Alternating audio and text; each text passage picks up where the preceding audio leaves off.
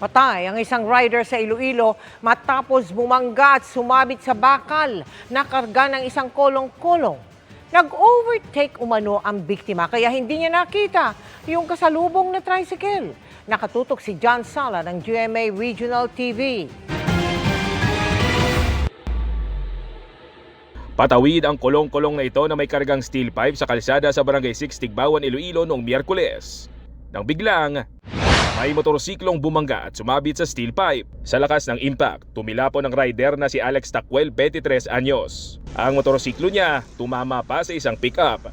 Dinala siya sa ospital kung saan idineklarang dead on arrival. Ang motor nga ginadriveran sa biktima, nag-overtake siya sa nakadulog nga jeep na dito sa blindside sila. Timing kitang laba ang punta sang GI pipe nalabot agad.